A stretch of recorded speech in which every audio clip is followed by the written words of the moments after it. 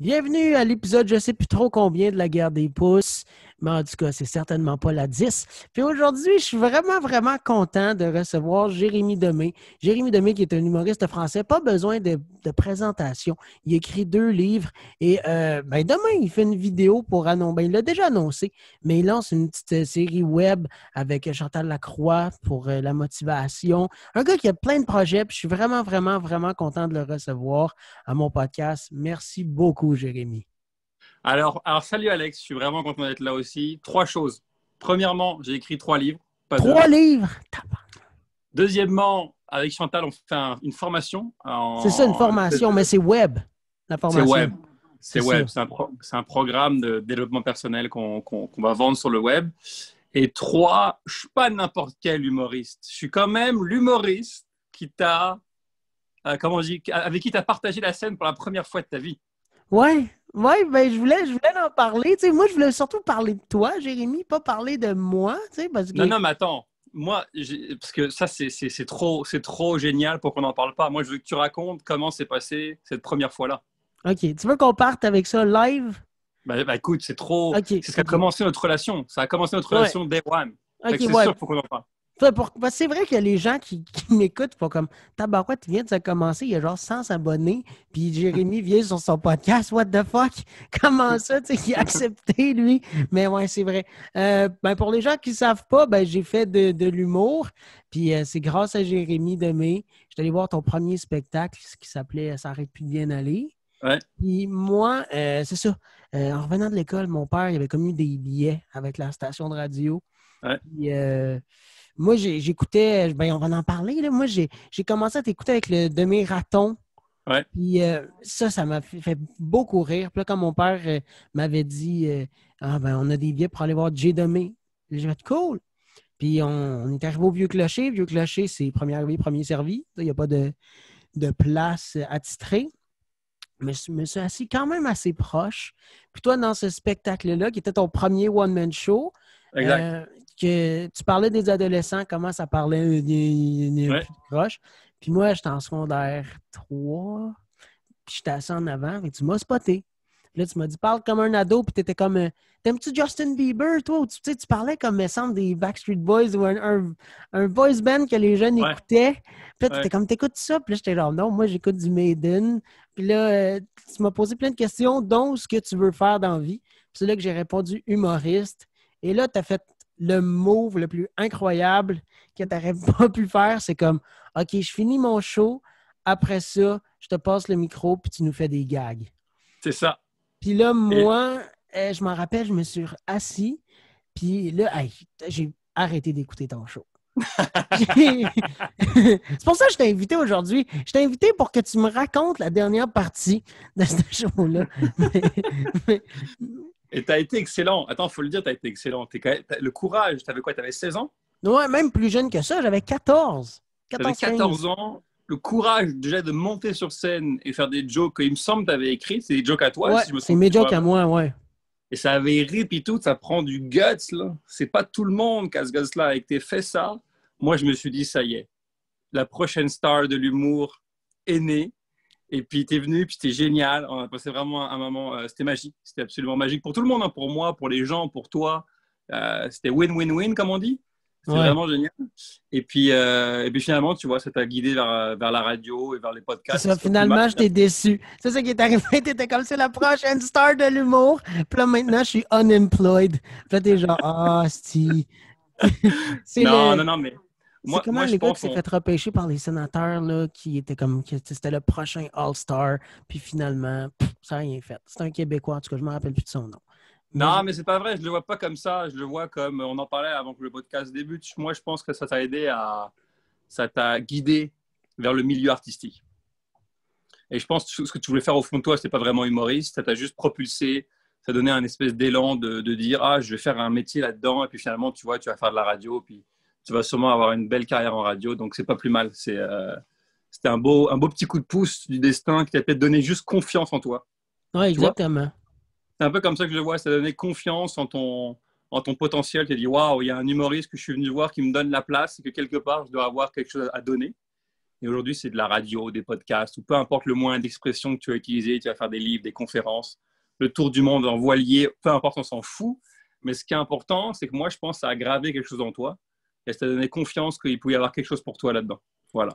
Toi, comment tu l'as vécu? Tu sais, quand tu m'as dit, je te passe le micro après, est-ce que tu as dit, hey man, là, peut-être qu'il va se péter à la gueule, puis je vais avoir de la cave ou whatever. Comment tu le vivais? Non, parce que non, moi je vivais il va vivre un truc. Il va vivre un truc, le public va être hyper gentil et hyper accueillant parce qu'il avait bien compris que tu étais un jeune de 14 ans qui essayait de faire quelque chose d'extrêmement difficile. Tu sais, parler devant un public, c'est sûrement une des peurs, top 3 des peurs du monde entier. Et qu'un jeune de 14 ans, donc le public, même si tu étais pourri et pas drôle, il t'aurait accueilli avec amour et générosité. Mais en plus, tu étais super drôle et super efficace. Et que moi, j'étais comme, non, c'est malade. Tu sais, moi, je m'attendais à rien. Je m'attendais à des jokes plates et que ça serait normal, tu vois. Hein. Mais c'est normal. Tu as Non, 14 oui, ans, tu exactement. fais de scène. Bon, on peut pas s'attendre à quelque chose. Et puis, c'était extraordinaire. Enfin, on s'est dit, tout le monde a vécu un moment finalement magique. Fait que je m'attendais à rien et j'ai vécu de la magie. Puis ça, puis Tu là, as tu vécu l'as de la mis magie. sur Internet, puis ça fait de boule de Ouais, neige. c'est vrai. Après, t'es quoi? Tu allais faire la première partie de Stéphane Rousseau, si je me trompe Mike pas? Ward, parce que là, après ça, les journalistes à Sherbrooke, ils disaient, voyons donc, c'est qui ce petit gars-là, tu sais. Puis je pense qu'ils pensaient même que c'était stagé. T'avais pas eu des commentaires comme quoi ils disaient, ça se peut pas que ça soit pas stagé, que ce soit un gars random. Il me semble que tu m'avais déjà dit ça. Ah, peut-être, c'est possible. Ouais, bah, les gens se disent, c'est pas possible. Un jeune de 14 ans qui est dans la foule, qui d'un coup monte son et qui est aussi bon, on n'y croit pas. En fait, c'est ça qui est magique. Quand tu fais quelque chose comme ça, qui vraiment est impromptu et que ça a l'air vraiment hot, les gens trouvent ça tellement hot qu'ils se disent, il y a un coup monté. C'est pas possible. Et pourtant, toi et moi, on sait il y avait rien de prévu et que c'était Non, vraiment magique. exactement. Puis là, ben, de fil en aiguille, ça, j'ai fait Mike, Mariano Mazza, Stéphane Rousseau, j'en ai fait plein, plein, plein. Mais encore une fois, je pense que mes deux plus gros shows, c'est avec toi, les deux, Jay. Puis c'est Tout à fait. toi, les deux opportunités que tu m'as données. Première fois que je suis monté sur scène, puis le Feel Good Show d'or, ton gala juste pour rire. C'est vrai! T'es venu là! Mais oui, j'étais le premier. T'as fait un petit number pour mettre la foule. Tu sais, yes sir, Jay. Puis après ça, t'as dit mon premier invité, c'est ça, je pense, là, dans ce temps-là, j'avais 16 ans. Première fois qu'on s'est vu, j'avais 14. Puis après ça, on a fait un show ensemble. Il y avait 20 000 personnes, je pense. C'est ça! Puis là, t'étais comme. Puis je m'en rappelle. Puis ça, c'est une des histoires qui est vraiment, vraiment drôle. C'est que cet été-là, je me suis fait opérer à cœur ouvert. Puis t'es venu me l'annoncer à l'hôpital que tu avais un Ouais. gala juste pour rire, puis que tu voulais que je sois sur ton gala. Puis là, moi, ça faisait comme 3 jours que je me t'ai fait ouvrir le chest, défoncer la cage thoracique. Puis toi, t'arrêtais pas de raconter des jokes. Puis là, moi, je dis, tu peux pas quand tu ris, tu sais, t'as la cage thoracique. Là, j'étais là, ta gueule, Jay, esti. Je trouvais ça drôle, mais tu sais, je voulais pas rire. Puis c'est ça, t'étais venu me l'annoncer comme, hey, je fais un gala, carte blanche, puis je veux que tu sois là. Puis, C'est vrai qu'on avait fait ça, man. Je me rappelais plus de ça. ouais. Parce que j'ai une mémoire assez court terme. Mais c'est vrai que c'était un gala, il y avait sûrement 20 000 personnes et tu étais venu et ça devait être ton quatrième ou cinquième show à Ouais, vie. un affaire de même, là, tu sais, c'était pas, ouais, c'est ça. Je te garantis qu'il n'y a personne qui fait des shows devant 20 000 personnes la quatrième fois de sa vie. Je te le garantis. Mais ça, c'est fou, tu sais, comment ça tu m'as invité à ce show-là? Tu sais, c'était carte blanche, t'aurais pas invité n'importe quel autre artiste? Je sais pas, parce que c'était un bon feeling. J'avais aimé, puis c'était drôle, puis c'était original, puis c'était nouveau, puis je trouvais ça cool que tu puisses vivre quelque chose comme ça. Tu sais, je sais pas. Il me semble que je l'ai fait pour sûrement l'originalité du truc, le fait de te faire plaisir, le fait de me faire plaisir aussi, le fait de donner ça aux gens. Je sais pas, un tout, je pense. Mais je trouve, maintenant que j'y pense, je trouve ça cool pour toi, le fait que il joue devant 20 000 personnes, il a fait 5 shows dans sa vie. Et puis c'était bon en plus. Tu avais Ouais. fait un bon show le jour-là, je me rappelle. Ouais, non, j'ai vraiment, vraiment aimé ça. C'était comme ma meilleure expérience de scène. C'est Puis, cool, man. puis moi, c'était drôle, tu sais, parce que on était tous dans la loge, puis il y avait, il y avait Kat Levac, il y avait Mathieu Cyr, il y avait toi, il y avait moi, il y avait ton ami qui joue pas du violon, là, mais Ouais, Danny. Danny, exactement, qui était là. Il y en avait une Nevsky. couple d'autres. Il y avait Nevsky, exactement. Il y avait une gang. Puis moi, je m'en rappelle très bien quand on est, Gilbert Rozon était venu nous voir. Puis là, dans ma tête de gars de 16 ans, j'étais là, hostie, c'est genre le master, genre. Puis là, mais c'est drôle, tu sais, parce que maintenant, je niaise mes parents. Tu sais, moi, j'ai rencontré Gilbert Rozon, j'avais genre 16 ans. Puis on avait fait en mode salvaille ensemble. Puis j'avais 14 ans. Puis j'étais comme, hostie, vous êtes des mauvais parents.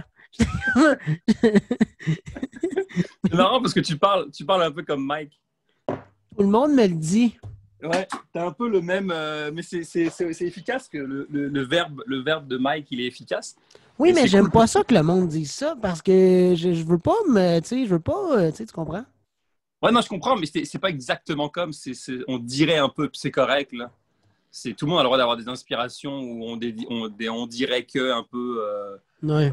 surtout comme ça en début de carrière pour toi. Si dans 20 ans, tu as encore la même voix exactement comme lui, c'est autre chose, mais ça, c'est correct, puis c'est efficace, puis c'est pas. À la limite, c'est un bel hommage, c'est beau, c'est le fun, c'est pas. Tu vois, il y a beaucoup d'artistes qui commencent, puis on dirait d'autres gens pendant plusieurs années, puis tranquillement après, ils changent. Ouais. Puis je pense que Vraiment. c'est même pas voulu, toi, c'est juste parce que tu parles comme ça, en fait. C'est même pas une question de faire comme Mike, c'est que tu parles vraiment comme ça. Je pense que je parle vraiment comme ça dans la vie de tous les jours. Tu sais, C'est ça, tu parles. mais tu sais, le monde va dire, ah, mettons, ah, tu sais, t'as fait la première partie de Mike. Tu sais, t'essaies de. Puis tu sais, je disais comme que Mike, c'était mon humoriste préféré. Mais là, j'avais 14 ans quand je disais ça. Maintenant, j'ai 21. Tu sais, la dernière fois que j'ai parlé à Mike, c'était en 2016. Lâchez-moi un peu avec Ouais, mais Jean-Charles à Mike. tu devrais l'inviter à ton podcast aussi, Mike. Ah, je l'ai invité. Mais tu sais, ça fait Ah, tellement longtemps qu'on ne s'est pas parlé que je me ah, ok, demandais si c'est ça allait être compliqué. weird. Ouais, c'est compliqué. Non, puis tu sais, il y a sous-écoute, puis tu sais, il y a 1000 affaires, là. Tu sais, il est super occupé. Fait Je comprends. que. Puis, ouais, puis on avait fait en mode salvaille ensemble à un moment donné. Ouais, Euh, Puis ça, c'était drôle parce que justement, je sais pas si tu t'en rappelles, euh, c'était qu'on marchait dans la rue, puis là, tu faisais une joke, puis tu étais comme, hey, regarde le jeune. Mais dans ce temps-là, j'avais comme. Je venais de commencer, puis j'avais toutes les mêmes jokes. ouais, Tu sais que c'était drôle, fait que je faisais tout le temps les 5 mêmes gags, toute ouais, la journée. ouais. Fait que là, moi, je pense à l'équipe de production qui sont comme Chris, le démo va pas être tough à monter. Tu sais, Non, mais en plus, on était allé dans une classe.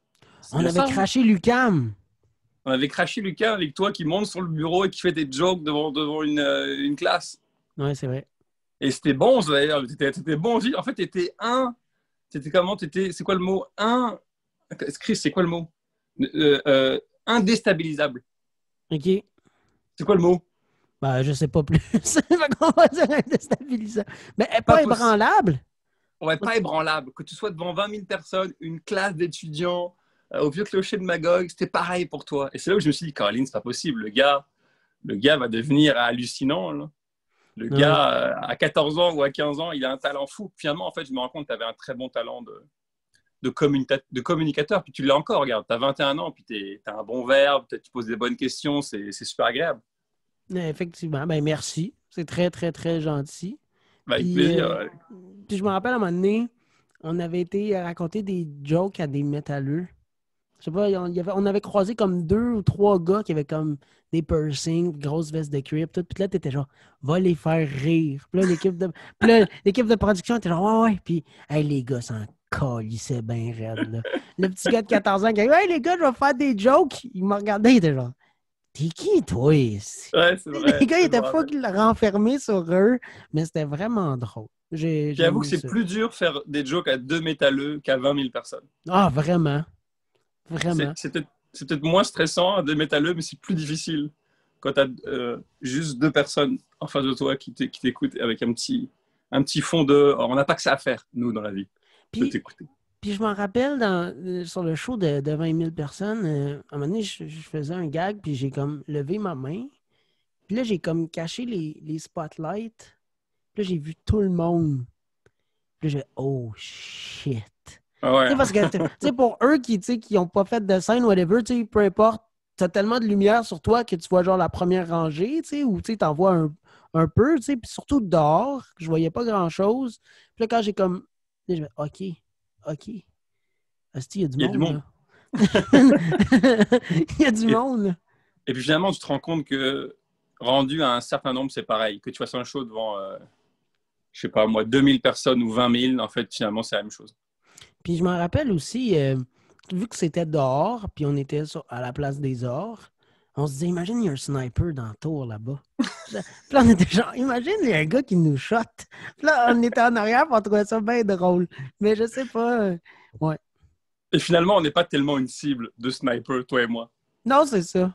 On n'est pas tellement des gens qui sont dangereux pour la population, pour la société. Non, vraiment pas. Mais je veux revenir sur ton début de carrière. Tu sais, moi, c'est ça, je t'ai connu avec les demi-marathons. Ouais. Puis la première vidéo que tu as faite, pour moi, ça a été un banger. Quand tu as chanté Aerosmith au Ah ouais? Archambault, hey, ça, c'était. J'écoutais ça, je suis là, ben non. Hey, c'est drôle, mec. Tu sais, tu m'avais dit, là, tu sais, dans le fond, la vidéo, pour ceux qui l'ont pas vue, ça fait vraiment longtemps, ou ceux qui s'en rappellent plus, c'est toi, Jay, qui rentrait au Archambault, puis là, tu sais, tu peux écouter des tunes, puis là, tu as mis I Don't Wanna Miss a Thing, puis là, tu chantais. Mais tu chantais vraiment trop fort, puis vraiment, tu faussais beaucoup trop. Puis là, Ouais. le monde passait, puis le monde te filmait. Mais moi, c'était comme. La première vidéo que j'ai vue de toi, après ça, j'ai vu dans Smart. Quand t'as comme. Ouais. Tu sais, c'était drôle de voir toi, genre vraiment grand, qui est comme OK, je viens m'acheter une Smart. Puis après ça, t'as l'autre gars de 7 pieds 3 qui rentre. Puis comme Ouais, on va faire un méchant bon trip.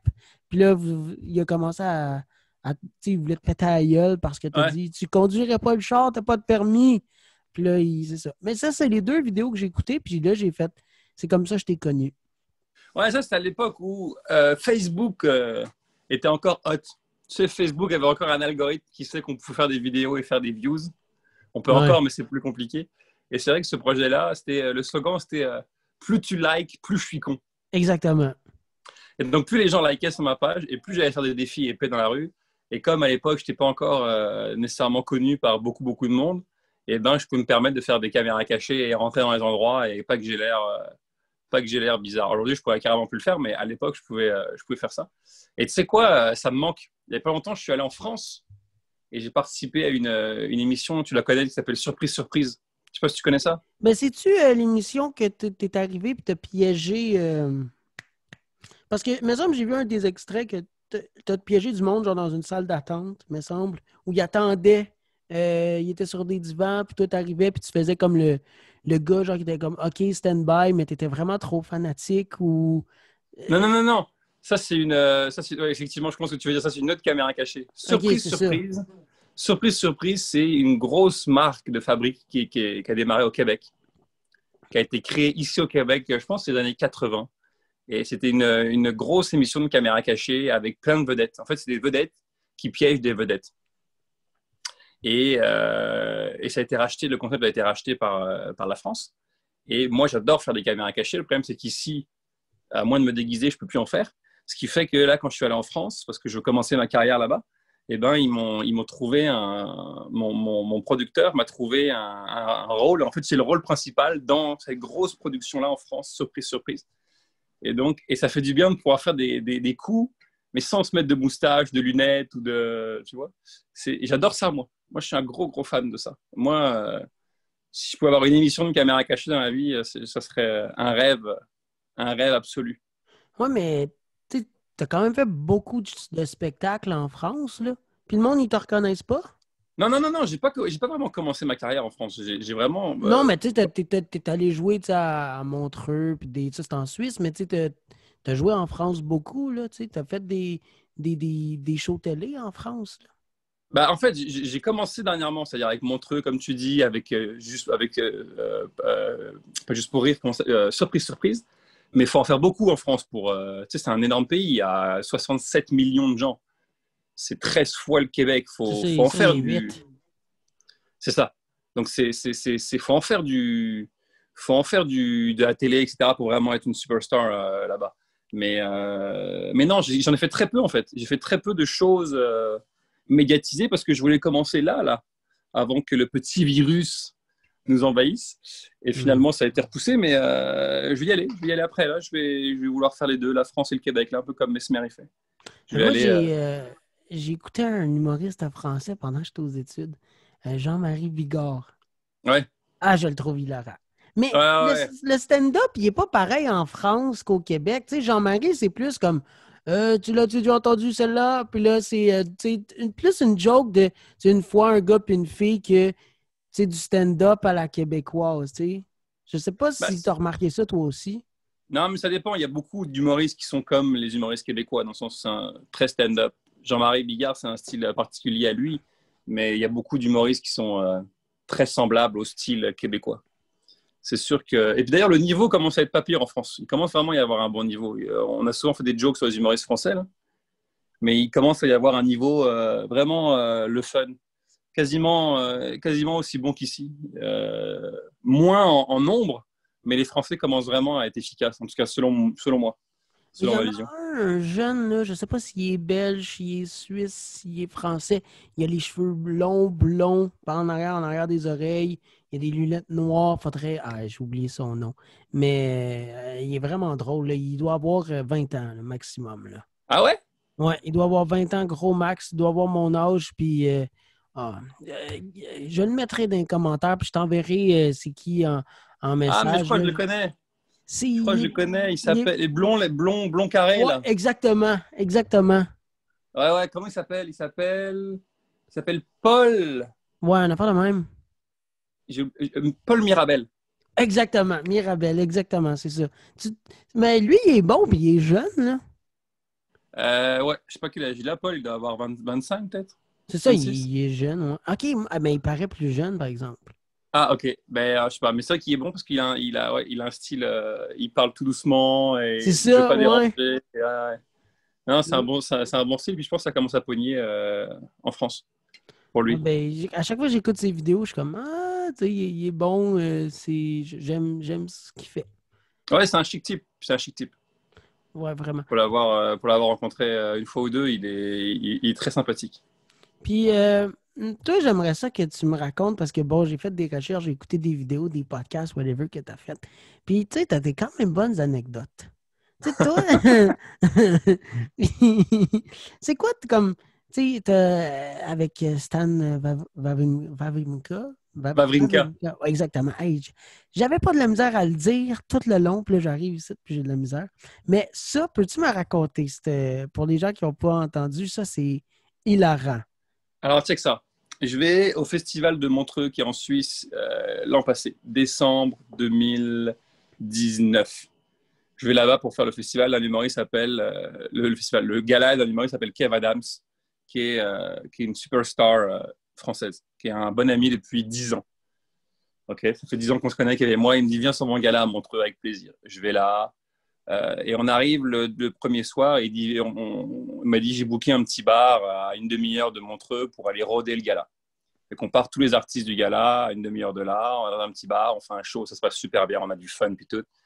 Et là, Kev me dit écoute, j'ai un ami à moi qui s'en vient, reste avec nous, on va passer la soirée, on va faire le party un peu entre nous, tout ça. Il me dit c'est un tennisman. Et moi, j'y connais rien en tennis. Moi, je connais pas encore en tennis. Moi, je connais Federer, Djokovic et Nadal. C'est pas mal ma culture du tennis, ok?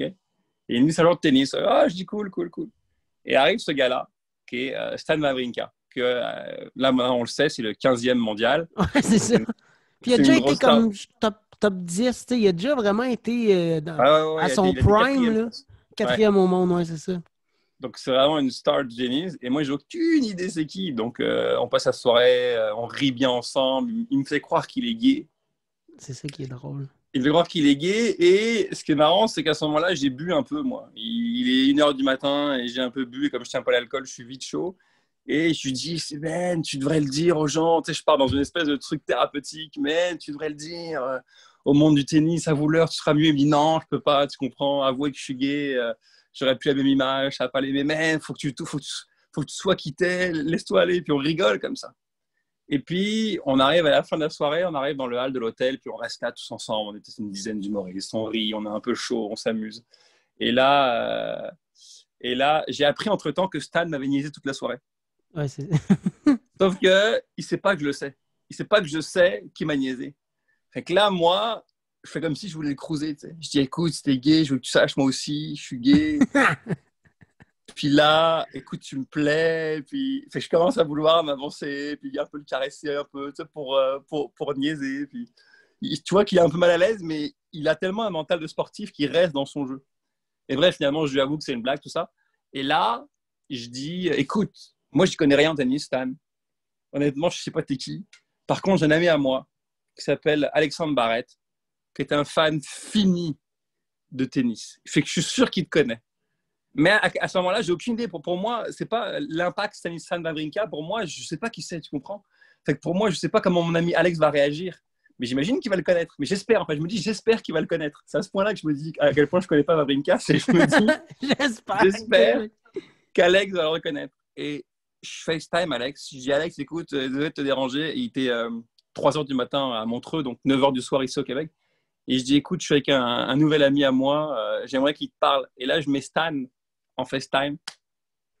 Alex, tu as l'impression qu'il avait 7 ans et qu'il venait de voir le Père Noël rentrer dans sa chambre et lui dire non, non, j'existe.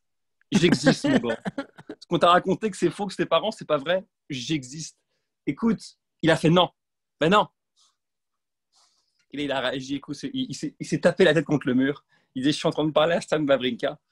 Fait que finalement, il capote, il parle 3 minutes ensemble. Alex, il capote. Il m'envoie 53 textos dans la nuit, quel point il capote, etc.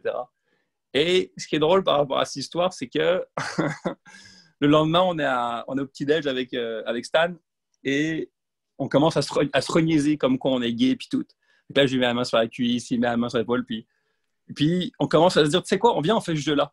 On fait un jeu de c'est qui le premier qui va craquer. Parce qu'on est en public. Fait qu'on va le plus loin qu'on peut, on va voir le premier qui va craquer. Fait que main sur la cuisse, main sur l'épaule, on se fait des petits bisous sur le jour. Parce qu'il y a des gens autour, puis on se dit, mais le problème que je n'avais pas calculé par rapport à ce gars-là, c'est que c'est un grand champion. C'est ça. Et qui dit grand champion, dit mental d'acier. Fait qu'il est là, il met la main sous le t-shirt, il m'embrasse. À un moment donné, il m'embrasse sur la bouche, avec un bout de langue. Je sors de scène après Montreux, il vient me voir, il m'embrasse, il met un bout de langue. Je te dis, il allait très loin. Et je me dis, écoute, moi, je voulais continuer parce que je voulais qu'il craque, tu vois. Je voulais vraiment qu'il craque. On arrive. Attends, écoute ça. On arrive au buffet, après pour manger, il y a sa mère. Et j'arrive avec sa mère, j'ai bras dessous avec Stan, j'ai la main autour de sa hanche, comme si on était gay, tout ça. Je dis, madame, faudrait qu'on vous annonce quelque chose avec Stan.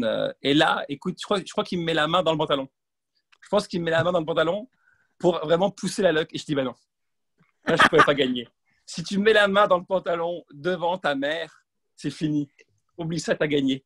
T'as gagné, je ne pourrais pas battre ça, Stan. Et finalement, il a été déclaré vainqueur. Mais en fait, j'ai compris qu'il ne faut pas t'attaquer à un sportif de haut niveau parce que le mental est au-dessus de la game. Nadal, il t'aurait sucé. C'est ça qui serait arrivé. C'est ça. La différence entre un 15e mondial et le top 1, c'est que c'est ça, Nadal t'aurait sucé. Mais... C'est exactement ça. Exactement. C'est exactement ça. Mais c'est là où tu vois que le mental est fort. Ils ont vraiment un mental très fort, ces gars-là. Vraiment. Ils sont obligés de se dissocier de leurs émotifs et pour faire des choses qui... Je pense que je lui ai dit, Stan, la dernière fois où tu as pleuré, ça devait être en 92. Je pense qu'il ne sait pas c'est quoi pleurer. Il a oublié c'était quoi pleurer. Lui. Il sait plus... Mais bref. C'est pour te dire que oui, j'ai rencontré Stan et c'était un beau moment de vie. C'est vraiment un bon moment. Puis moi, un autre moment, puis c'était ton cousin. Ton cousin, il t'accompagne souvent à tes spectacles. Là, je l'ai vu une couple de fois. Je pense qu'il était là à Juste pour rire, mais ça me semble. Oh non, c'est ton ami. C'est Gilles? T'as un ami? Non, pas Gilles. T'as un ami, un Français, qui t'accompagne souvent, là. Ah, mon ami Jérémy? Oui, c'est ça. Exactement. Okay. Exactement. Ben, t'avais pas... Je sais pas si... ben, lui, dans le fond, c'est pas ton cousin, c'est ça. Parce que là, non, c'est un ami. C'est un ami, OK. Parce que j'aimerais ça que tu me racontes la fois qu'il y a un gars qui s'est pitché en bas de l'hôtel. Oh! Ça, c'est gros, ça. Ça, c'est gros. Bien joué. Un jour, écoute, c'était il y a 2013. Décembre 2012. On est avec cousin, cousine. On est à Paris. On a 4-5 jours à tuer. Et on se dit, venez, on part à Amsterdam passer une soirée. Parce qu'apparemment, à Amsterdam, l'hiver... non, mais l'hiver, c'est beau. Hein. Il paraît que l'air est frais, l'hiver est beau. Non, on y va parce qu'on se dit, venez, on va vivre un trip de champignons. C'est ça, exactement. Parce que là-bas, c'est légal. Donc, on se dit, allons là-bas, c'est légal, allons-y. Et on se dit, on va en faire, ça, on va passer une soirée. On arrive là-bas, on trouve un magasin, on rentre dans le magasin et on dit, bonjour monsieur, on va chez les champignons. Il y a un menu, il nous sort un menu, il y a 10 forces, 10 forces de champignons. OK? 1, tu tripes, 10, tu rencontres Jésus. C'est pas compliqué, là, c'est... Fait que moi, je dis à tout le monde, venez, gang, on prend un 2. 2, on va être bien, ça va être léger, on va passer une bonne soirée, on va rire. On achète le 2, on rentre dans la chambre d'hôtel, on prend ça, on rit, man, on rit, mais on pleure de rire pendant 2 heures, on pleure pour rien. Pour ceux qu'on a déjà pris, là, je pense que j'ai dû en faire je pense que j'ai dû en faire 2 fois dans ma vie. Mais là, je pleure de rire. Et à un moment donné, je dis à tout le monde, OK, venez tout le monde, on sort dehors, on change de beat, on va boire un verre, on va rire un peu dehors. Et on part, on est 6, je pense, à sortir. Il y en a 3 qui restent dans la chambre d'hôtel. Mon cousin, son meilleur ami, qui s'appelle Saïf, et un autre. Ils sont 3. Et nous, on sort et on passe 2 heures dans la rue, puis on rit, puis on a du bon temps. Puis d'ailleurs, on s'est rendu compte le lendemain, tout ce qu'on avait fait, c'est faire 100 mètres aller-retour pendant 3 heures. Tout ce qu'on a fait. Mais nous, on a eu l'impression de faire le tour de la ville. Fait que là, finalement, on rentre à la chambre d'hôtel. Je sais pas, il est 2 heures du matin. Et mon cousin Martin, il me dit, mon ami Saïf, il fait un bad trip. C'est-à-dire qu'il a vrillé, lui, il est en train d'avoir des hallucinations, il a l'impression qu'il est au paradis, il nous voit avec des têtes de cochon, il y a un truc vraiment pas cool, tu vois, il prie, il est musulman, fait qu'il prie, il est allongé il est assis sur le tapis, à genoux sur le tapis, puis il prie à Allah, tu vois. Puis la langue arabe, moi je trouve que c'est une magnifique langue, c'est beau, c'est chanté, mais un gars qui prie en arabe parce qu'il a peur de mourir, c'est pas une belle langue à ce moment-là. C'est pas, ça devient sec, ça devient pas beau, ça devient, c'est pas beau à ce moment-là. Surtout quand t'es sur le moche, là. Surtout quand t'es sur le moche. Fait que là, finalement, on prend le relais avec mon frère, histoire courte. On dit à mon cousin, vas-y, va te reposer, nous on va prendre le relais. Et un dit, Saïf, il veut partir dehors en courant. Je sais pas pourquoi. Mon frère le court après, il le plaque au sol pour le calmer. Et là, moi, je rejoins mon frère pour aller fermer la porte à clé. Et je vais le rejoindre. Et là, le temps que j'arrive, on ferme la porte. Saïf, il est assis par terre. Il se lève, il part en courant vers la vitre de la chambre.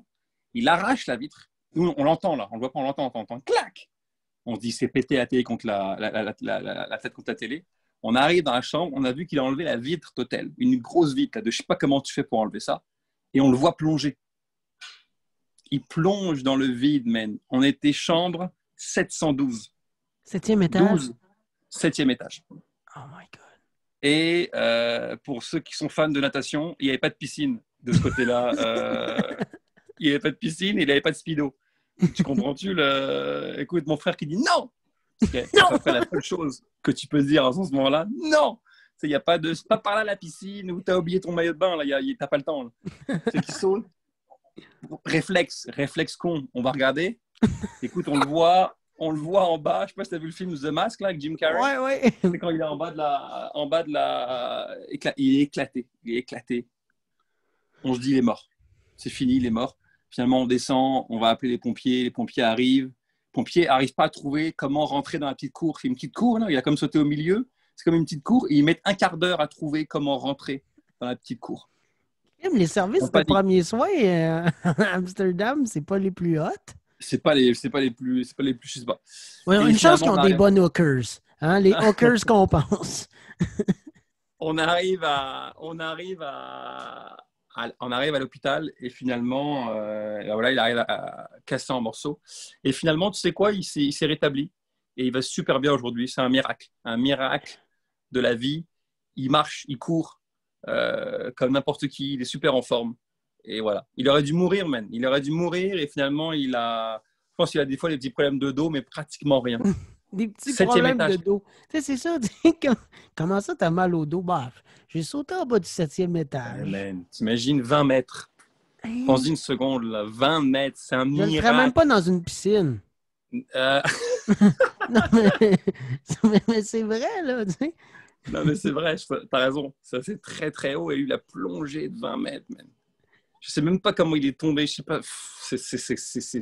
En plus, ce qui est bizarre, c'est que, écoute ça, nous, on est au 7e étage, mais on avait 2 chambres d'hôtel, une au 7e et une au 2e, je pense. Et mon cousin et son ami, entre-temps, sont descendus au 2e pour aller se coucher dans le lit. Donc, ils l'ont vu. Ils l'ont vu passer. En fait, ils n'ont pas vu passer, mais ils ont entendu le bruit. Ils ont entendu paf! Et là, ils se sont dit, ils savaient. Ils savaient. Ils ont couru. Ils ont eu un feeling. Ils ont couru vers l'ascenseur. Et nous, quand on descendait, on a pris leur chemin d'ascenseur. Ils ont dit, c'est ça. On dit, ouais, ça, il faut sauter. Écoute, c'est un souvenir mémorable et on en rit aujourd'hui parce qu'il a rien, il va très bien. Mais ça aurait pu être catastrophique, t'imagines? Mais Perdre ça, ton c'est-tu chum, le pire qui t'est arrivé, comme l'histoire la plus malade mentale qui te soit arrivée? Ben, c'est tough de battre ça, là, un gars qui bah saute c'est du dur, septième. man. C'est un gars C'est qui dur de saute du battre ça, là. septième étage. Écoute, il y a pas plus. Je ne pourrais pas te battre ça, là. Prendre du mush et sauter du septième étage, c'est dur de. Non, je ne peux pas battre ça. Impossible de battre ça. Aïe, aïe. Ouais, c'est le pire. T'as déjà eu une histoire comme ça, toi, de. T'as mal Moi, viré? ben, tu sais, j'ai jamais été autant, autant élevé que ça. Mais des histoires qui me sont arrivées quand même élevées. À un moment donné, non, ben ça, je vais le raconter. Là. Je veux que tu ris de moi un peu. OK? À un moment donné, c'était ma fête de 18 ans. OK? Puis j'étais comme, ah, tu sais, avec mon cœur, je peux pas t'en faire de drogue ou whatever, mais là, à soir, fuck it. Tu sais, je veux me défoncer, tu sais. Mais je dis, je veux me défoncer intelligemment. Tu sais, je veux pas prendre la coke parce que justement, je le sais que ça, c'est nocif. Puis là, je me suis dit, quelle drogue que je peux prendre sauf le weed qui me fera rien? Puis moi, avec mon quotient intellectuel de gars qui a doublé 3 fois ses maths de 4, j'ai dit bingo, de la morphine. Il m'en donne à l'hôpital. Ça doit être correct. Fait que là, j'ai un ami qui s'est arrangé pour trouver de la morphine. Et c'était en pilule. Je l'ai écrasé, je l'ai sniffé. Je me suis fait une ligne de morphine, je l'ai sniffé. Puis là, au début, j'étais genre, hey, c'est drôle, man. Esti, je me sens mou. Puis à un moment donné, Jay, j'étais blanc, blême. J'avais des chest pains. Puis, tu sais, mes amis étaient genre, veux-tu qu'on appelle les ambulances? Puis j'étais genre, non, non, mes parents. Tu sais, ça, c'était comme, je veux pas qu'ils savent, qu'ils sachent que j'ai fait ça, tu sais. Mais, puis le plus drôle là-dedans, c'est pas vraiment, vu que j'avais 18 ans, 2 semaines après, j'avais un rendez-vous, puis je passais de l'hôpital de Montréal pour enfants au Royal Vic. Ouais. Puis ma nouvelle cardiologue, elle m'a dit, Alexis, tu prends-tu de la drogue? Puis moi, tout comme bon cardiaque, j'ai dit, ben non. Il dit non, j'ai dit, moi, je suis cardiaque, tu sais. Puis elle a dit, en tout cas, si tu veux prendre de la drogue, il y en a 3 que tu peux pas faire.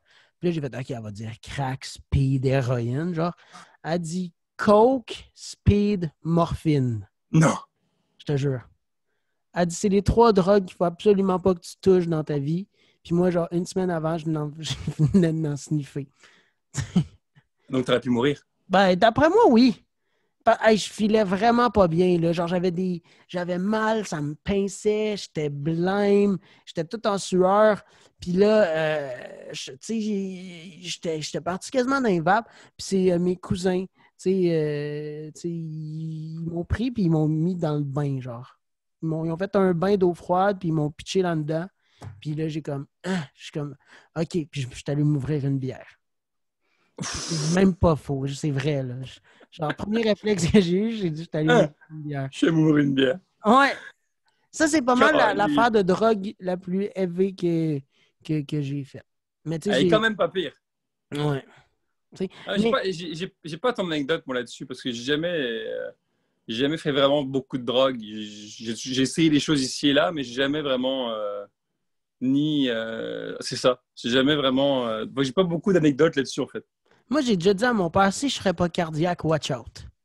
Ah ouais, hein? Ah ouais, j'ai dit, tu sais, j'ai dit, si j'avais pas été cardiaque, je les aurais toutes essayées, là. J'ai dit, j'aurais vécu mes expériences.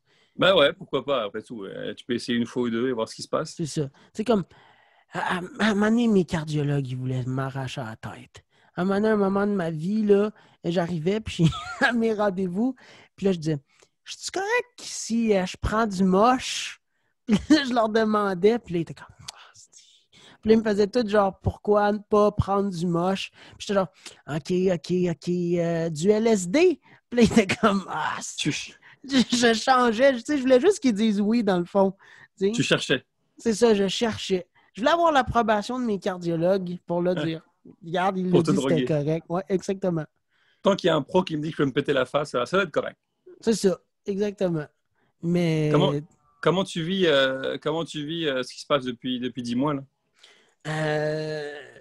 ben, dans le fond, moi, j'ai fini cet été. Fait que là, j'ai fini mon cours à distance.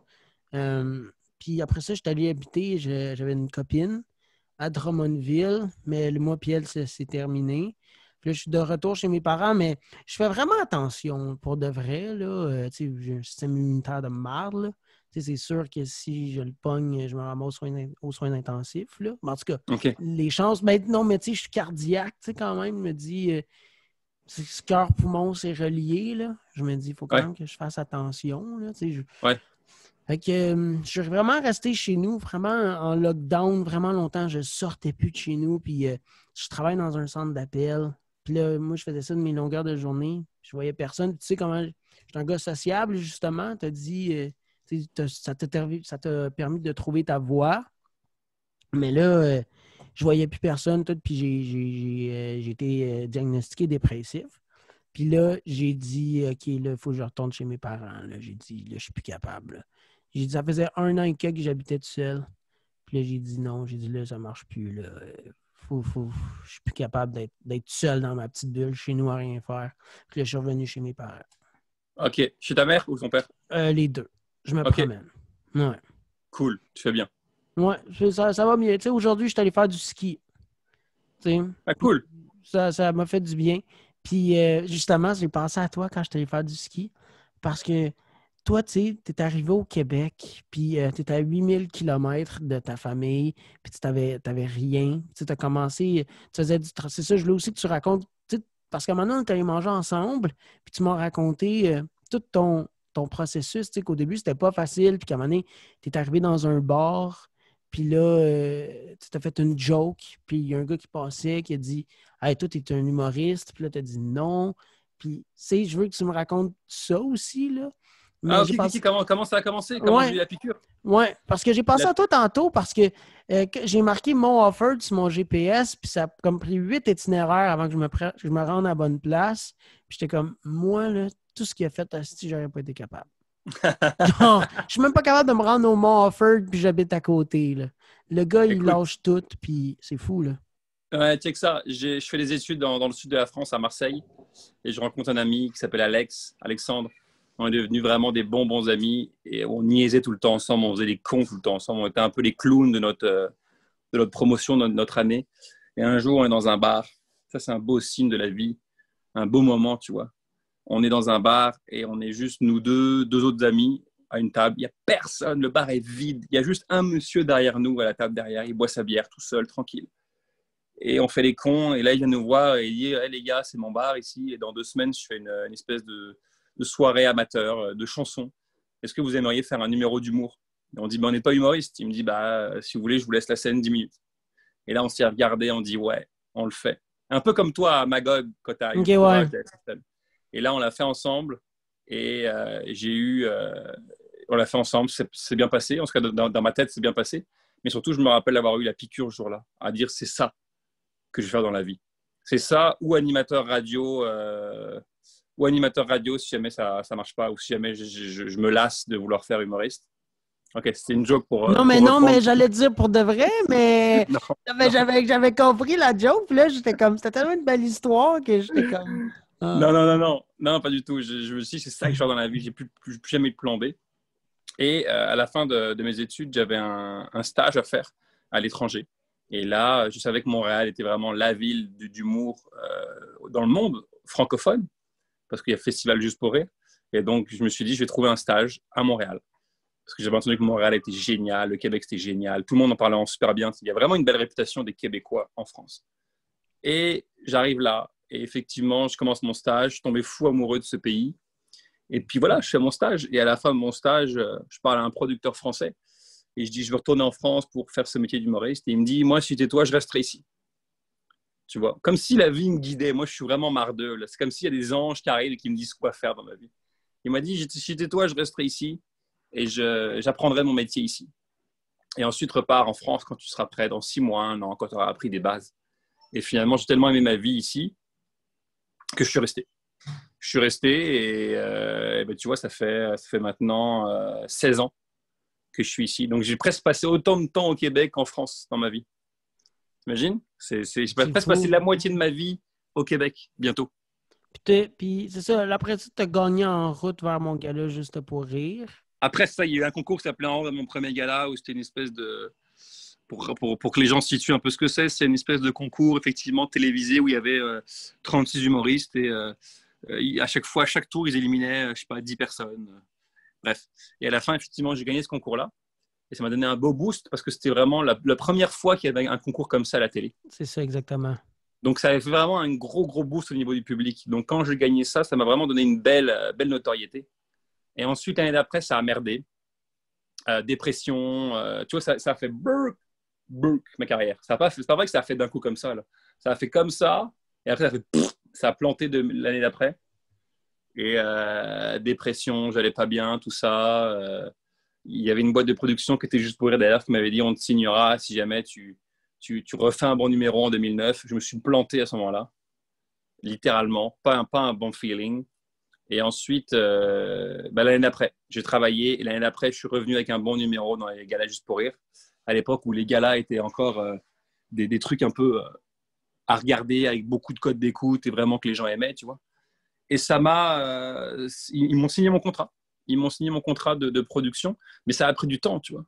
Écoute, j'ai commencé ce métier en 2005, quand le producteur français m'a parlé.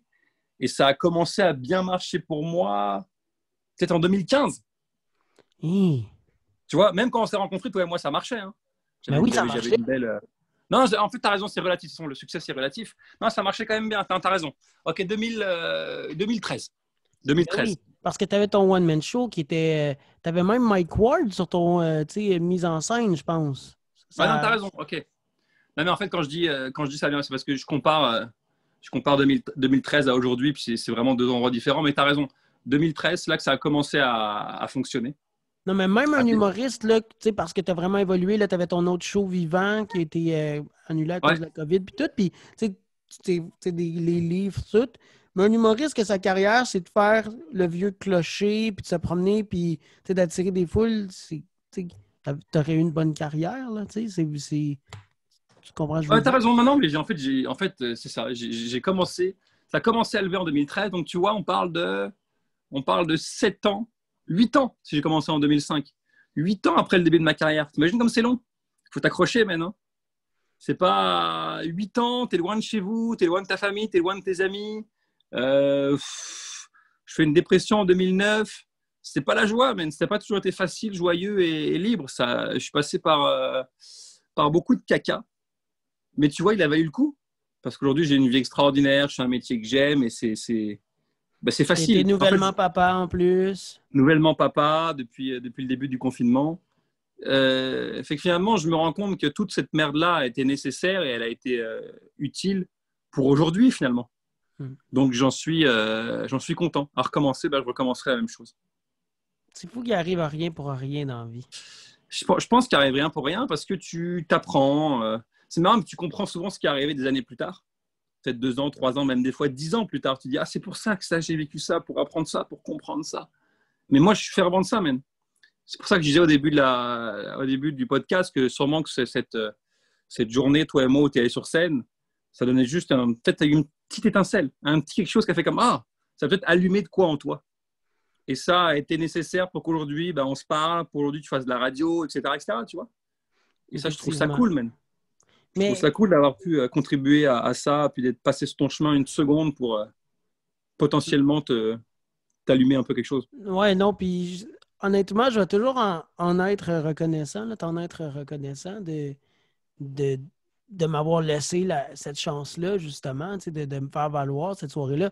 Parce que je me rappelle que mon père, il disait, puis c'est rien de méchant, whatever, là, tout le monde, il doit l'avoir oublié, ou tu comprends là, ce que je veux dire. Là. Ouais.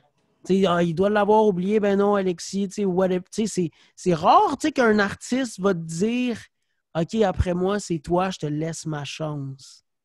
T'sais? Ah, OK, il doit l'avoir oublié pendant le spectacle. C'est ça, il disait. Okay. Je disais, hey, le spectacle fini, ouais, mais genre, il doit peut-être l'avoir oublié, c'est il a son show aussi à faire, là, il n'y a pas juste ça à penser. Ouais, effectivement. Non, man. C'est rare qu'un artiste, puis après ça, tu as direct fini ton spectacle, puis tu te dit, OK, tout le monde restait assis. Puis là, tu te dit, viens, là, tu te dis, va dans la loge, Puis là, moi, c'est ça. Puis là, t'as dit, tu m'as présenté comme l'humoriste que vous vouliez voir. Je faisais la première partie, non. Puis là, voilà, je suis arrivé. Puis Ah ouais, c'est vrai. C'est parti comme ça. Et Puis, moi, je pense que j'étais sur le stage et je t'écoutais pendant que tu faisais ouais. ton... Puis moi, je me retournais vers toi. Ah ouais. Comme si je voulais ton approbation. Je faisais un gag, ça riait, puis là, je me retournais. Puis là, tu me regardais, tu étais là. Je m'en rappelle. Ouais. C'est bon, man, t'as vu, c'est un beau moment qu'on a vécu. Non, vraiment. Puis, tu sais, l'humour, à la fin, tu sais, je faisais des clubs, puis tout, puis on dirait que j'avais perdu Le feu. le feu de la rédaction, puis j'étais comme... Tu sais, à la fin, là, je disais dans un autre podcast qui va sortir, je dis, à la fin, je voulais faire un show, pas pour faire rire, mais pour rentrer sur une bonne tune de Walk-In. Tu sais, je disais Ok, genre, ouais. hey, à soir, je rentre sur du Metallica. Ouais. Malade. Tu sais, j'étais juste... Puis là, c'est là que j'ai réalisé comme, finalement, j'aime peut-être plus la musique. Tu sais. Puis là, j'ai dit... Fait que c'est pour ça. Puis c'est un mélange de plein d'affaires qui ont fait en sorte que là, j'ai comme... Puis tout est tellement arrivé vite. Puis tout est tellement comme... Tu sais, mettons là, OK, je m'en vais te voir demain matin, là, puis on refait le même parcours. C'est sûr que ça finit différent. Comment ça?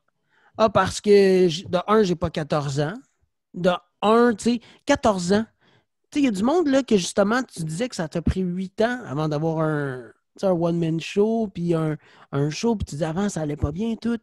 Puis là, moi, j'arrive, pif, paf, pouf, te ramasse là-dessus, hey, tac, tac, tac, tac, tac, tac, tac. J'avais 14 ans, je comprenais pas la chance que j'avais. Tu sais, moi, j'arrivais le soir, là. Tu sais, après avoir fait un show avec toi le matin, là, j'arrivais le soir, là, puis j'étais comme, bon, ben, je m'en vais jouer à NHL. Tu sais, t'es un peu naïf, tu sais, dans le sens que, tu sais, je prenais ça comme un jour à la fois au lieu de voir ça comme, tu sais, une possibilité de carrière. Mais maintenant, je réalise à quel point c'est difficile, puis à quel point c'est une chance en or, puis j'ai aucun regret, là. Vraiment, je suis pas en train de... vraiment pas. Mais je me dis, j'aurais fait les choses différemment. J'aurais Non, travaillé. mais J'aurais... je pense pas, t'étais jeune. Parce qu'en vrai, si tu voulais vraiment encore aujourd'hui être humoriste, tu pourrais le faire. Ouais. C'est pas la question de qu'est-ce qui aurait été différent. Tu as vécu ça à ce moment-là. Tu avais à vivre ça. Tu as été sur mon chemin, j'ai été sur le tien. On s'est mutuellement offert un moment. Comme un Ça a peu créé, Stan Wawrinka. comme Bavrinka, ça t'a offert une brèche. Cette brèche-là t'a fait vivre des choses avec Mike, avec Stéphane, avec peu importe avec quoi, avec tes shows. Et ensuite, t'es amené vers la radio. Là. Peut-être que peut-être que ta vie c'était ça, là, et pas de devenir humoriste. Fait que ça sert à rien de te dire j'aurais fait les choses différemment. T'aurais sûrement pas fait les choses différemment. La preuve, tu l'as pas fait différemment. Ouais. Et puis tu l'as plus ce feu-là en toi. Donc t'as pas de regrets. C'est pas comme si t'avais 88 ans. Ah, j'aurais dû m'écouter et devenir humoriste. Tu l'as essayé. À la fin, t'aimais plus ça. Et puis surtout que si t'aimes encore ça demain, tu vas pouvoir recommencer là. Non, c'est ça. Mais moi, c'est plus le... J'aimerais ça arriver, comme je te dis au début du podcast, à la radio, pour faire OK, là, chronique humoristique, un peu à la Olivier Martineau, tu sais, l'édito Ouais, de Martineau. ouais. Un peu à la... Moi, j'aimerais ça faire ça. Mais les Ben, longues affaires, qui comme les writers, puis tout, puis ça, je suis comme d'autres, je sais pas, là. Tu mais en sais, fait, pour arriver là, la plupart du temps, c'est que c'est des gens qui sont humoristes à la base. c'est ça exactement. La plupart du temps, les radios engagent des Mais humoristes. surtout à Montréal. Mais tu sais, je pourrais être le Olivier Martineau de Val-d'Or. Non, mais par contre, tu pourrais être le straight man qui aussi est drôle. Non, exactement. Tu vois, ça n'empêche pas ça. Tu peux être le gars qui anime comme ça, parce que je pense que tu as un bon potentiel pour être le gars qui va animer vraiment, qui va être le point central de la radio, qui va être le point central de l'animation, mais être ce gars-là qui est drôle. Ouais. Ça n'empêche pas du tout, ça. Tu peux devenir le prochain Paul Arcand et être drôle. Le prochain Paul Arcand trash. Non, mais ben, pourquoi pas? Non, mais je veux dire, t'écouter où tu veux, mais tu peux potentiellement un jour animer une grosse émission de radio avec ton style. Effectivement. Je veux dire, c'est pas, tu vois, c'est pas, les deux sont pas antagonistes, tu vois. Tant que tu restes cool, que tu fais ton travail, que, il y a une phrase que j'ai lue un jour, et ça que ça me rappelle le fait que qu'on soit rencontrés toi et moi, il y a une phrase qui dit, c'est agréable d'être important, mais c'est plus important d'être agréable. Tu vois? C'est que peu importe ce que tu vas faire dans la vie, rester cool et gentil avec les gens. Et d'une, parce que Chris, pourquoi tu serais autre chose que ça? Et de deux, parce que tu sais jamais ce que ça peut provoquer ces gens-là, comme toi. Tu sais, j'aurais pu te dire non, fuck off, je suis humoriste, bah c'est bien, débrouille-toi. Ou j'aurais pu te dire, bah viens à la fin du spectacle sur scène, tu vois. Puis les deux auraient été corrects. C'est juste que je me rends compte que c'est important de rester agréable et gentil et terre à terre. Et ça, pour les gens qui nous écoutent, peu importe ton niveau social, ton compte en banque, ton pouvoir, parce que tu sais jamais ce qui va arriver, tu sais jamais ce qui va se passer. C'est vrai que c'est Jean-Marc Parent qui m'avait dit ça. Il m'avait dit, sois gentil avec les gens quand tu montes, parce que le jour où tu vas redescendre, ben, ces gens-là, tu vas les recroiser. Et tu sais jamais qui tu croises dans ce milieu-là. Surtout ce milieu-là, il est minuscule. Là. Moi, j'ai des gens qui m'ont refusé des contrats dans ma vie, qui aujourd'hui j'engage pour travailler sur des projets à moi. Tu vois le truc? Mais oui. Ils m'ont refusé, ils étaient dans une position de pouvoir et ils disent non, non, non, non, Jérémy, non. Et aujourd'hui, moi, je les appelle et je leur dis, hey, je fais tel projet, tu veux-tu venir? Puis sans rancœur, sans rien. Hein. La preuve, je les appelle. Non, et ouais, ça te montre que rapidement dans ce milieu, dans les médias, nos profs nous disaient la même chose. C'est comme, tu vas dans une station de radio, whatever, t'aimes pas un gars, dis rien, sois gentil avec tout le monde, puis parce que c'est tellement un milieu petit, l'univers des médias, l'univers du show business, que tout le monde se connaît à la fin, là. Bah, c'est pas de dire rien. Tu peux dire ta vérité aux gens, gentiment. Mais de pas être gratuit. Ouais, c'est ça. Ouais. C'est ça. Tu peux dire ta vérité. Tu peux dire à quelqu'un, quand tu fais ça, ça m'embête, je me sens pas bien, on peut-tu en parler, tu peux être franc avec les gens, mais sans être méchant ou être, tu vois, parce que ça te revient. Mais c'est drôle. On m'a dit ça et on m'a dit, couche jamais avec personne dans le milieu. Ouais. Parce que tu sais pas. Tu sais pas. Fait que, ça t'as-tu déjà passé par l'esprit? Ben non, mais là, tu sais, tes papas, ta blonde, ça va bien. Mais dans tes débuts, de faire j'aurais le goût de la transgresser, cette règle-là. Tu sais, c'est une règle. Il y a plein de gens qui l'ont. C'est pas une règle que tout le monde applique. Là. Il y a plein de gens qui s'en foutent. Mais moi, je me suis dit, le monde est grand, ça sert à rien de faire ça dans le même milieu que où je suis. Donc, Puis je trouve que c'est un bon conseil. Je trouve que c'est un bon conseil que je donne aux gens en général. Jamais, tu sais, en anglais, on dit don't fuck with the payroll. Ouais, exactement. Parce que tu sais pas comment ça se passe, tu sais pas ce qui va se passer dans le futur, tu sais pas comment ça va te revenir. Ça sert à rien de vouloir créer des trucs, à moins que ce soit ta blonde ou ton chum. Ouais, c'est ça. Là, c'est différent. C'est une vraie relation, tout ça, puis etc. Là, c'est différent. Mais juste pour faire ce que tu as à faire pendant une soirée, mutuellement, je pense que c'est cool d'éviter ça. Mais ça, c'est moi. Hein. Après, peut-être que c'est un conseil de marde et que l'écoute pas. Non, mais don't fuck with the payroll, on l'entend souvent dire, là, peu importe le domaine. Parce que c'est ça. Tu veux pas après ça travailler avec la fille comme qu'après ça va pas bien, puis là, ça met ça dans ton emploi, là, ça fait, ça s'enchaîne.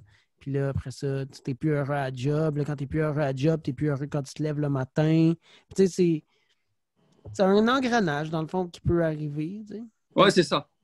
Mais tu vois, sois toujours cool avec les gens autour. Mike, c'est un bon exemple de ça, Mike. Mike, il est très généreux. Il donne beaucoup aux autres humoristes, il donne beaucoup au milieu. Et tu vois, tous les humoristes le respectent. Mike, c'est un peu il est devenu le gardien du temple de l'humour. Mais ce que je veux dire par là, c'est que tous les humoristes le respectent. Et puis, c'est pas tout le monde qui est fan de son style. C'est normal. Mais il y a du respect. Mais il y a du respect où il n'y a pas il n'y a pas jamais entendu nécessairement de mauvais mots sur Mike. Parce que dans le milieu, tout le monde parle. C'est un milieu où tout le monde parle, c'est normal. Mais il n'y a pas de mauvais mots sur Mike. T'aimes ou t'aimes pas son style, ça c'est autre chose. Mais il est gentil, il est cool, il prend le temps, il est généreux avec les humoristes. Et ça, voilà, c'est important de rester cool et d'être cool. Tu vois, de rester agréable, de rester gentil pour que les gens, après, ils pourront parler de ton travail en disant ça, j'aime moins ça quand tu travailles. Mais par contre, ton attitude, ils vont toujours avoir envie de travailler avec toi ou avoir envie de t'approcher parce que tu es un gars cool, sympa et ça, c'est important, je pense. En tout cas, c'est ma vision de ça. Tu sais, je connais pas Mike vraiment, là, mais un gars drôle comme ça, d'après moi, il peut décrire des jokes qui va aller dans ton spectacle, tu sais, qui est pas qui est pas trash, mais tu sais, Mike, tu sais, c'est sûr qu'il a la capacité d'écrire pour n'importe qui, là. Tu sais, Ouais, je pense. Mike, il avait écrit des numéros pour d'autres gens. Je crois qu'il avait écrit pour Cavana, pour Patrick Huard, et des bons numéros, là. Bien sûr, Mike, moi, je pense qu'il a le talent. Je pense qu'il s'en calisse aujourd'hui puis qu'il a plus envie de le faire. Non, ouais. Bah, je pense, hein, j'en sais rien. Hein, je connais pas ça, je suis pas dans sa tête. Mais je pense qu'il a le talent de le faire, ouais. Mais vraiment, je trouve ça important, ce conseil-là. J'entends beaucoup de choses sur plein de gens et ah non, lui, non, on va pas l'appeler parce que tel problème d'attitude, oui, comme ça. Et c'est con. Tu te caches des opportunités alors que finalement, c'est pas si compliqué d'être gentil avec les gens. Et... Eh bien, je vais te raconter, moi, tu parles de ça, puis ça m'a fait beaucoup grandir, là. Le dernier spectacle d'humour que j'étais booké, ça s'est terminé, ben, j'ai pas fait d'humour depuis cet événement-là, OK? OK. Puis je m'en veux, là. Genre, à chaque fois, je suis comme, quel moron, tu sais. J'étais booké pour un mariage. OK? C'était des parents de mes amis qui se mariaient après comme 25 ans de mariage. Puis ils étaient comme, Alexis, je veux que tu viennes faire un number à notre mariage. Ça va être le fun, on t'apprécie beaucoup, nanana. Je fais, parfait, c'est quelle date, quelle heure? Parfait. Une journée avant le mariage, moi, j'avais carrément oublié le mariage. Là. Puis dans le bar, j'avais oublié, j'avais noté dans mon cell. Mon ami me texte puis il me dit « Hey, man, j'ai un billet pour aller voir tel artiste demain au MTLUS. Je veux que tu viennes avec moi. » Puis moi, j'avais oublié le mariage. Fait que j'ai dit oui. Puis maintenant, on part à Montréal. Puis je reçois un texto. « T'es où? » Puis j'ai dit « Oh, tabarnak. » Tu sais, j'ai fait « Oh non. » Puis là, j'étais trop... Ah, j'ai pas répondu. J'étais trop mal à l'intérieur de moi que j'ai fait genre Asti. Puis tu vois, depuis ce temps-là, j'ai pas refait un show. Fait que c'est Et comme alors, un karma, genre, qui m'en vient en pleine phase de dire encore une fois, tu sais, t'as tes opportunités dans ce domaine-là, toutes, puis t'as choqué, t'as mardé, puis depuis ce temps-là, man, puis c'est bien correct, tu sais. Ça me montre que maintenant, quand je suis allé étudier à l'école, puis que mon prof me disait, là, je veux que tu me fasses une bonne chronique là-dessus demain matin, là, et je la faisais, là, tu sais. attends une seconde, ça n'a rien fait à ta carrière, là. Non, Faut non, pas non, non, mélanger. non, non, non, non, mais tu comprends ce que je veux dire? Oui, ça n'a rien fait. C'est vrai que demain matin, pour avoir un autre open mic, puis j'arrive, puis je le fais, tu sais. Puis who cares, on s'en fout. Mais j'ai quand même pris ça comme... Quand même que c'est la dernière fois, tu sais, que j'ai été booké. Je me suis... J'ai fait le PMR 2, tu sais. Ça me Qu'est-ce que trotte t'aurais- quand même. Ça me qu'est-ce que trotte quand t'aurais- même. Ah, t'y penses encore? Ben oui, parce que je suis comme... Je me dis, si j'avais été au mariage, puis j'aurais, mettons, scoré, mettons... whatever, puis j'aurais arrivé avec des killer gags. Là, le monde en aurait peut-être parlé dans l'entourage, puis ces gens-là en auraient parlé, puis je sais pas. Mais à la place, c'est quoi le mot qui se passe? C'est on le book, puis il va pas. T'sais? Je sais Mais pas, attends une t'sais. seconde.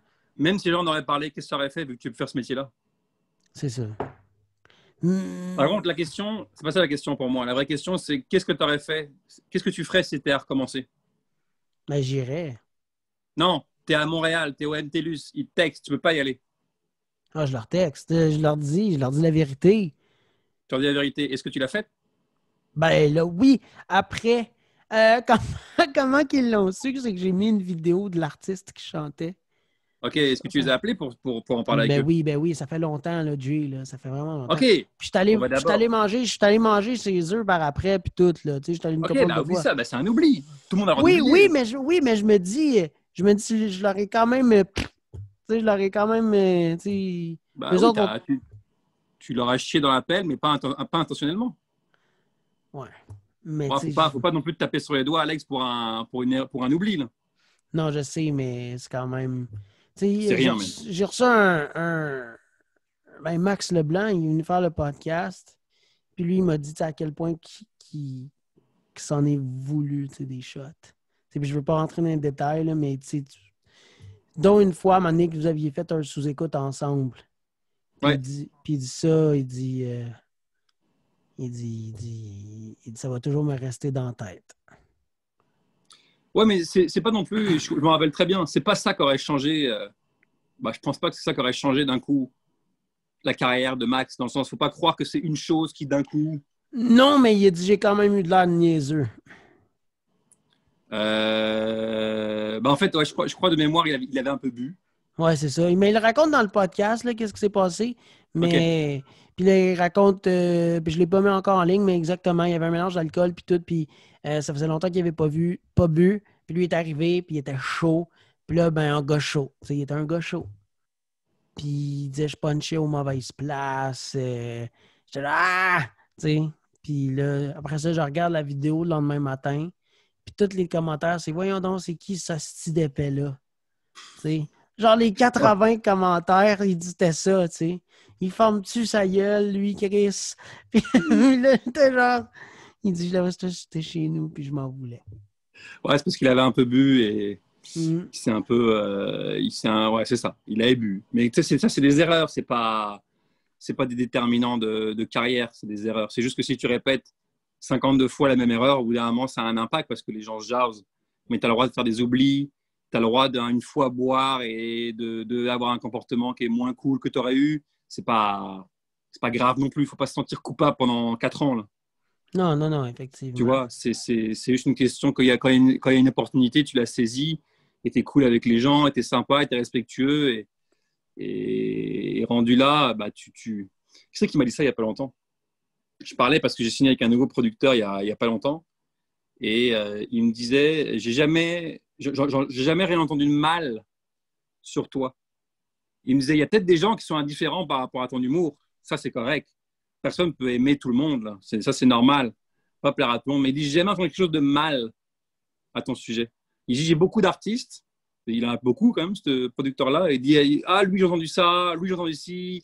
Lui, on aurait dit ça sur lui. Il dit, toi, il dit, j'ai jamais rien entendu sur toi. Et c'est vrai, je pense. C'est important pour moi de rester cool avec les gens. Alors, une fois de plus, il y a beaucoup de choses que je fais où les gens s'en foutent. Il y a des gens qui sont indifférents. Il y a des gens qui détestent. Mais je ne crois pas être méchant avec les gens, ni déplacé, ni. Ou alors, si je le suis, j'aime qu'on me le dise. Et dans ce cas-là, je vais aller m'excuser parce que j'aime pas l'idée de vouloir blesser, tu vois. J'aime pas l'idée de blesser. Fait que ça m'arrive de blesser, mais je vais m'excuser. Tu vois, il y a 3 ans, 4 ans, j'ai animé un gala juste pour rire et j'avais une joke sur un autre artiste, un name dropping, et je l'ai appelé avant le gala Ah pour dire, ouais. écoute, ouais, j'ai une joke sur toi, voici la joke. Si t'es pas à l'aise, je la fais pas. Si t'es à l'aise, je la fais. L'as-tu fait? Et je l'ai fait parce que je l'ai appelé et il m'a dit, c'est cool, vas-y, fais-la.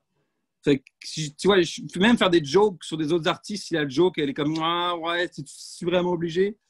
Je me sens pas très à l'aise de taper sur les autres pour de l'humour. Ça, c'est ma vision. Hein. Après, c'est ça. Ça me rend pas à l'aise de me servir de ça pour ça. Mais voilà. Mais tu Donc, vois, ça fait 20 minutes que tu parles de ça, puis maintenant, je comprends pourquoi tes livres sont best-sellers. Non, mais... non, ça, c'est un autre sujet, mais c'est important pour moi. C'est important que les gens, c'est ça, que ce soit cool de travailler avec moi parce que c'est ça finalement, faut que les choses soient plaisantes. Un jour, tu vas faire de la radio et tu as envie que les gens ils veulent travailler avec toi. Tu as envie que les gens ils disent, ah, Alex va être là, ah, cool, Alexis, c'est le fun, ouais, il est le fun, c'est agréable de travailler avec. Toi, tu as envie de travailler avec des gens agréables. C'est pareil, je Exactement. pense. Donc, Exactement. c'est pareil. Je donne aux gens ce que tu aimerais qu'ils te donnent, finalement. Voilà. Ben, Jay, merci beaucoup d'avoir été là. Merci d'avoir pris le temps Avec plaisir, man. d'être venu au podcast La Guerre des Pouces. Aujourd'hui, on recevait l'humoriste Jérémy Demé.